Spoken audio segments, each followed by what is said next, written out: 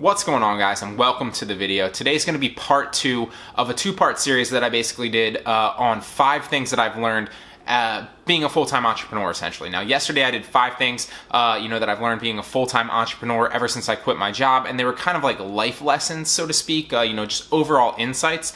And today what we're going to do is we're going to go into 5 things that I've learned that can make you more money if you implement them. So 5 ideas that I've learned, being a full-time entrepreneur in this entire year, and a little bit over a year actually it's been, but 5 lessons that you can take, impart today, and really focus your attention on so that you can scale and have more ability to earn, essentially. So we're just going to jump right into them, and the first one is to focus on businesses that you can scale up. If you've watched one of my favorite shows, and if you're an entrepreneur or you're into making money, and if you're watching this channel, I'm assuming that is definitely you.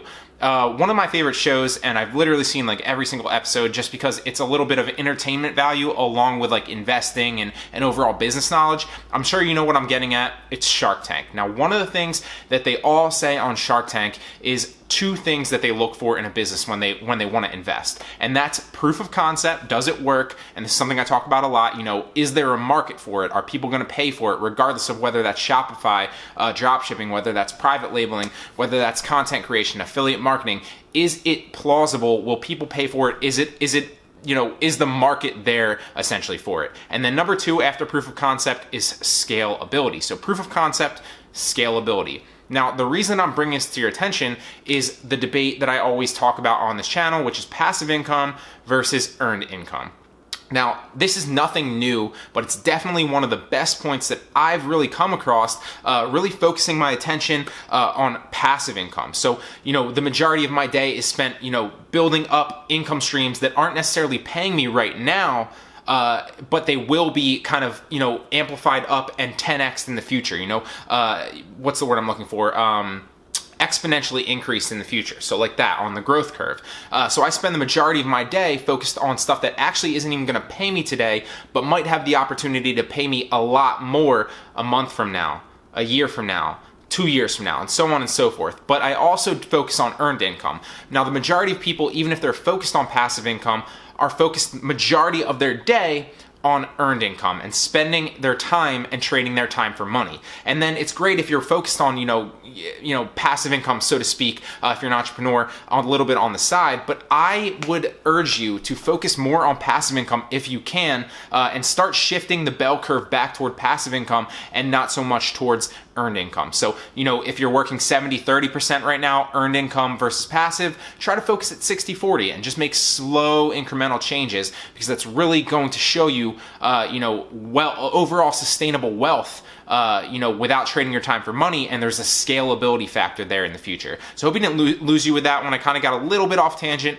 but it's really, really important to focus on passive income and the scalability of a lot of different business models. Now, for me specifically, I'll give you 2 different examples of this, one on both sides that I'm focusing on.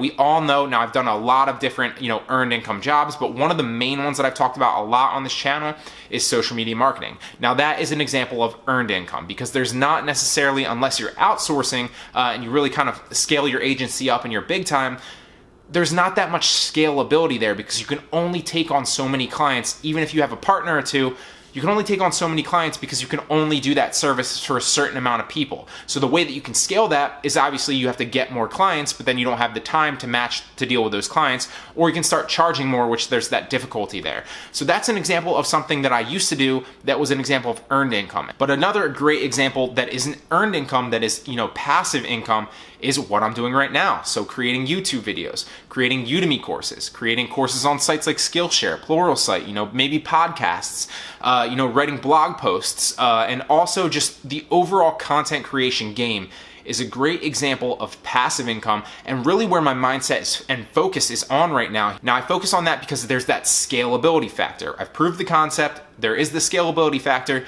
and it's passive. So while I do get slightly, I get a little bit of ad revenue here for this YouTube video, I get a little bit of course sales, obviously on a Udemy course or a Skillshare course, stuff like that, maybe a click here or 2 on an affiliate link in my blog, that's going to sit there. And as I add more courses, as I add more Udemy YouTube videos, as I add more blog posts, more affiliate links, all examples of this content creation that I'm talking about that go hand in hand, that's going to sit there and earn for me over the months, the years, the decades to come, it'll be sitting there earning for me and accumulating passive income, and my growth and my income streams will exponentially increase rather than trading my time for money.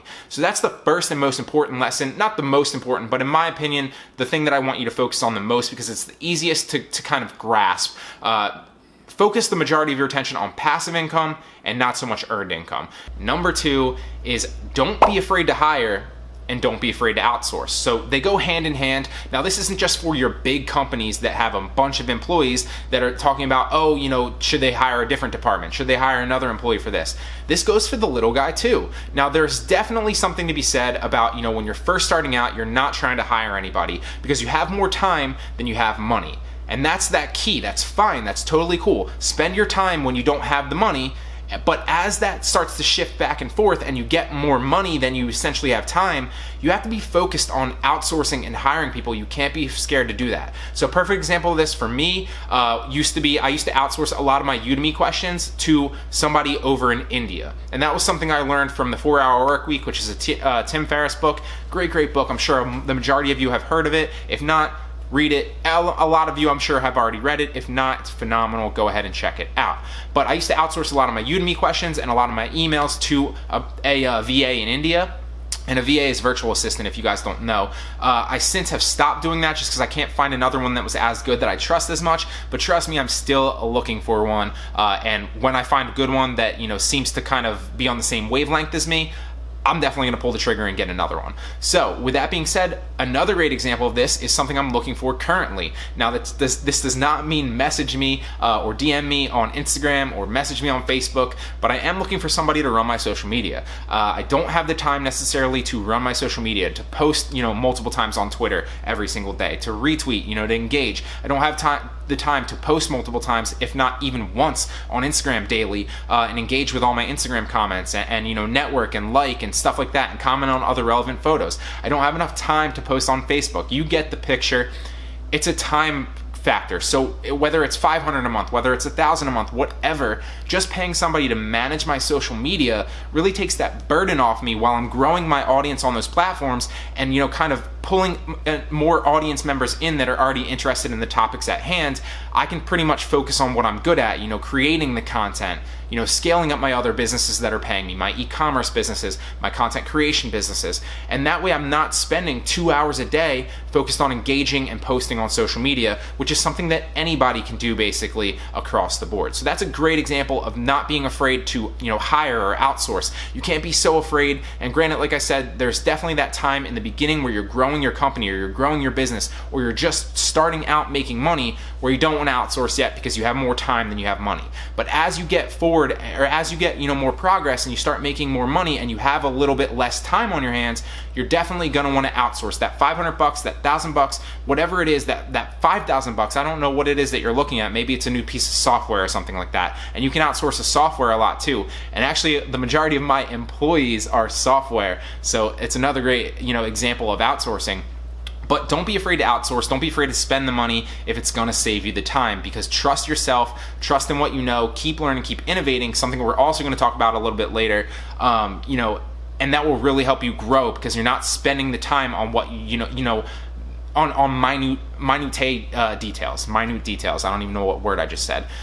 Moving on, number 3, and this is huge, and this was actually prompted today by somebody that responded to a comment that I've gotten on a recent video, which was somebody asking me, essentially why I'm in an apartment, why I don't have a Lambo, why I don't have this and that. And if you watched yesterday's video, obviously I don't think a Lambo is a good purchase, and even if I could afford it right now, which is kind of borderline, and affords obviously a relative term.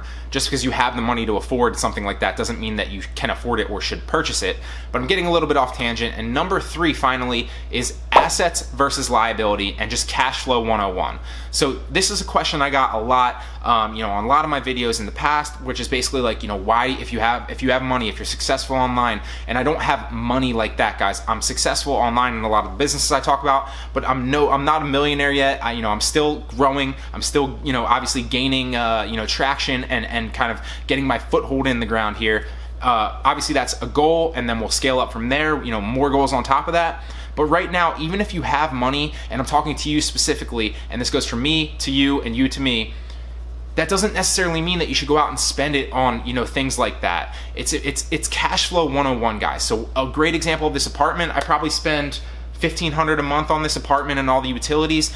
It's much better because obviously I can leave the apartment. I'm not stuck into a long-term contract. I don't have to pay property taxes. I don't have to do a lot of the different things and upkeep, spending the time to mow the grass or hire somebody to do that, stuff like that. If a pipe bursts, I can call the maintenance. I don't have to do it myself. Simple things like that, save my time, and they also save my money. So just because you can go out and purchase something or put a down payment on a car or put a down payment on a house doesn't necessarily mean that you should, because essentially what you're doing is you're signing up for another liability that's taking money out of your pocket and not putting money in your pocket. It's assets versus liabilities, guys. It's cash flow 101. You want more assets, more things paying you, then you have liabilities that are charging you each month. And when that number is higher, you're good to go. When that number starts to get lower or borderline or close, you got a problem. And so you don't want to always be focused on, buying things just because you can.